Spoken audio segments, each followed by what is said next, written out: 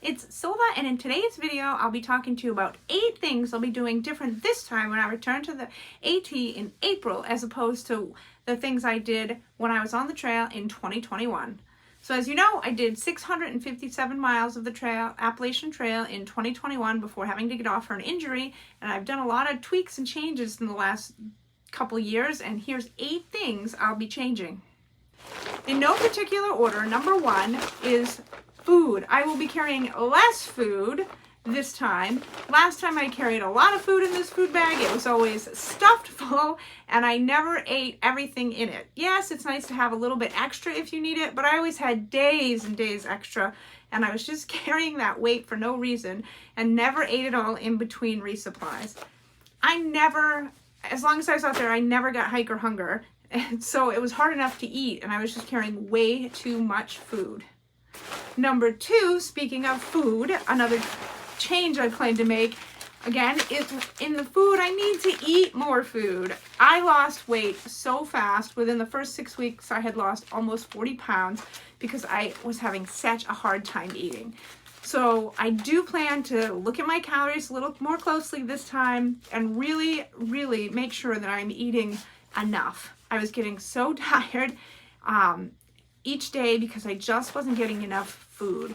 So I will start off with a few backpacker meals, but I'm going to be carrying a lot more nuts, especially like macadamia nuts. They're really high in fat and calories.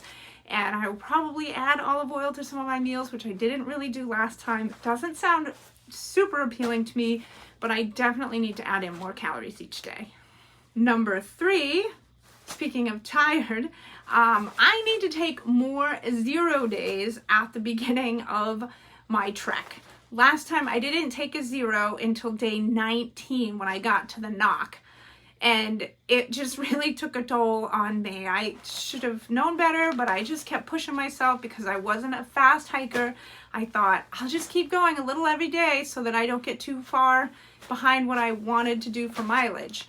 So definitely I will be taking the first week, I'll take a 0. The second week, I'll take a 0. I need to be more careful and rest my body more. Fuel and rest. Number 4 is to not compare myself to other hikers. As I just said, I am not a fast hiker. So for me, when I got to being able to do 13 to 15 miles a day, that was really the top for me.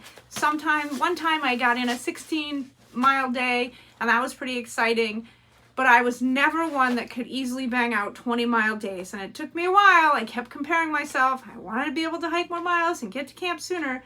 I just couldn't do it, and I needed to stop comparing myself to other hikers. So what if it takes me a little longer to get there? I still got there. And most of the time, I met up with the same people in town anyway, because they would take multiple days in town.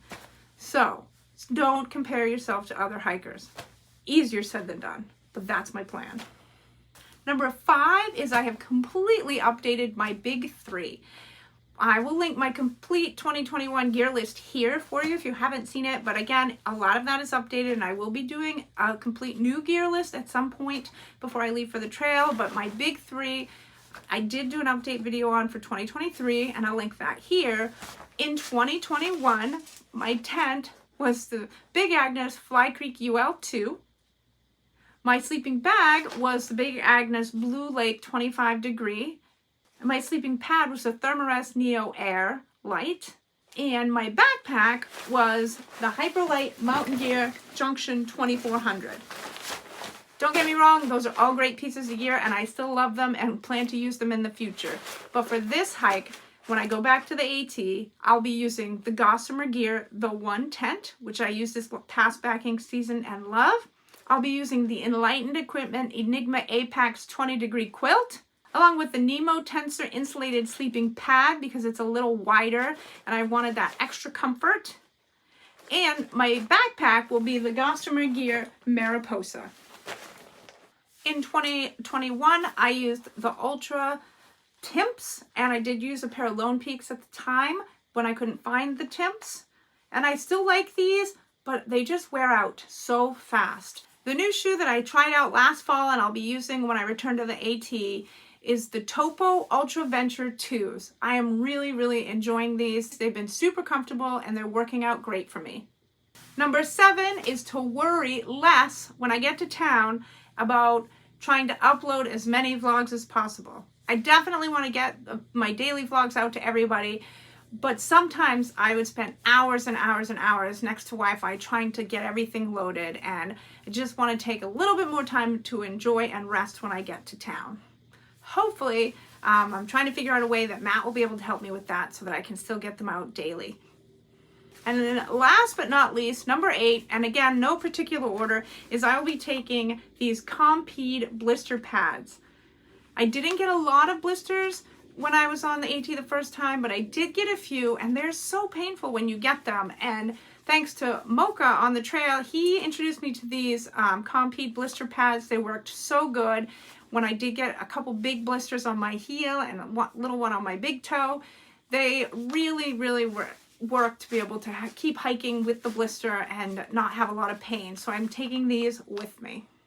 Those are 8 of the changes I'll be making when I return to the Appalachian Trail.